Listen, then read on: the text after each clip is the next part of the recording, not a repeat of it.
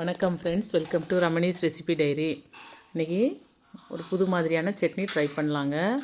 இதுக்கு நான் 1/4 கிலோ அளவுக்கு பச்சை மிளகாயும் ஒரு 6 வெங்காயமும் இட்லி பாத்திரத்தில் வச்சு ஸ்டீம் பண்ணிக்கினேன். இது ஸ்டீம் ஆகிறதுக்குள்ளே நம்ம ஒரு வானல் வச்சுட்டு கடுகும் வெந்தயமும் வறுத்து எடுத்துக்கலாம்.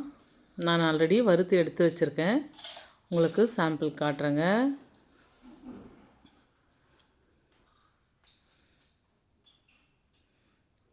நல்லா வறுத்து மிக்சர் ஜாரில் சேர்த்து அரைச்சி எடுத்துக்கலாம்.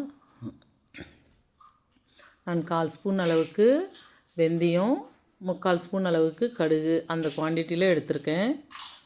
பாருங்கள், நல்லா ஸ்டீம் போயின உடனே எடுத்துக்கலாம். ஒரு 10 நிமிஷம் வச்சு எடுத்துக்கலாங்க. இட்லி பாத்திரத்தில் நல்லா ஆற விட்டுட்டு இந்த வெங்காயத்தையும் இந்த பச்சை மிளகாயிலையும் மிக்சர் ஜாரில் சேர்த்துக்கலாங்க. அந்த குழிகளில் கொஞ்சம் தண்ணி வந்திருக்கும், அந்த தண்ணியும் மிக்சரில் சேர்த்து மிக்ஸ் பண்ணி அரைச்சிக்கலாங்க.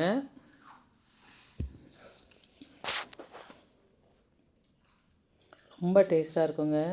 இது கொஞ்சம் ஊறுகாய் டேஸ்ட்டும் நமக்கு கொடுக்கும். இது இட்லி, தோசை, சப்பாத்திக்கு, ரைஸு கூட சாப்பிட்டா ரொம்ப டேஸ்ட்டாக இருக்குங்க.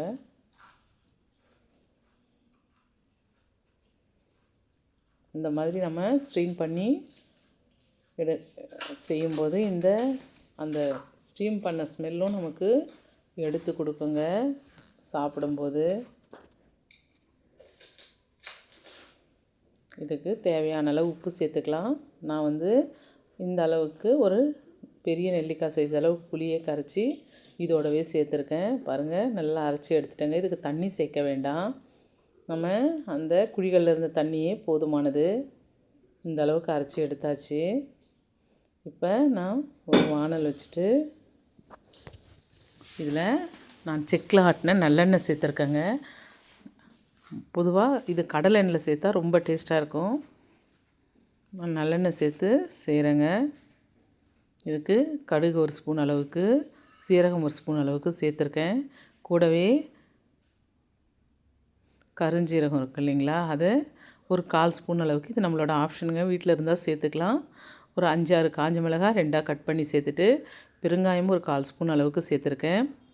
பூண்டு நல்லா 2 பூண்டு தோல் நீக்கிட்டு இடித்து எடுத்துக்கலாங்க. சரிக்கு சரியாக இடித்து எடுத்துக்கலாம், ரொம்ப மைய இடிக்கக்கூடாது. இது நான் செக்கில் ஆட்டின நல்லெண்ணன்றதுனால பொங்கி வருதுங்க.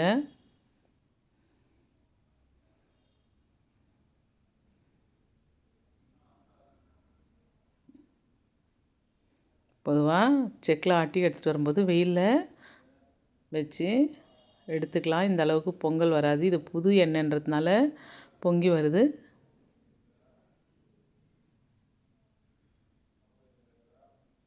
இந்த அளவுக்கு நல்லா பொன்னிறமாக பூண்டு வறுத்து வருங்க.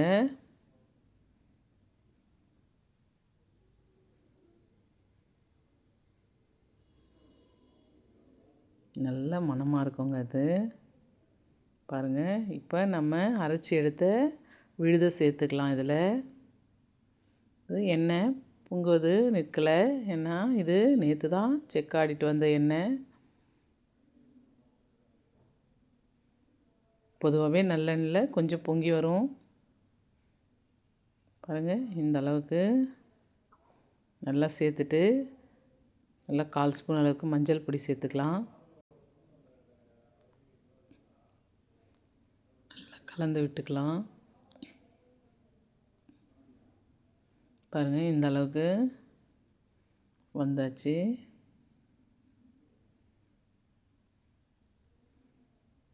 ரைஸு கூட ரொம்ப அருமையாக இருக்குங்க. நமக்கு கொஞ்சம் இப்போ காரம் கூட சேர்த்து சாப்பிடணும் போது இந்த மாதிரி செய்து சாப்பிடலாம்.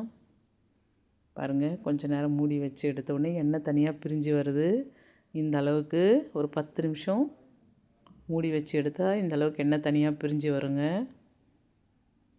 இது போல் பிரிஞ்சு வரும்போது நம்ம அரைச்சி வச்ச வெந்தயமும் கடுகும் சேர்த்த பொடியை 1 ஸ்பூன் அளவுக்கு சேர்த்துக்கலாங்க.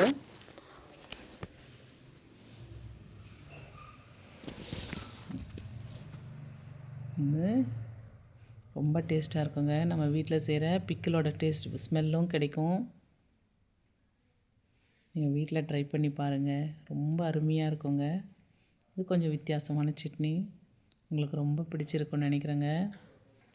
உங்களுக்கு பிடிச்சிருந்தா இந்த டிஷ்ஷை லைக் பண்ணுங்கள், ஷேர் பண்ணுங்கள், சப்ஸ்கிரைப் பண்ணுங்கள். மறக்காமல் பெல் பட்டனை கிளிக் பண்ணுங்கள். Thank you friends.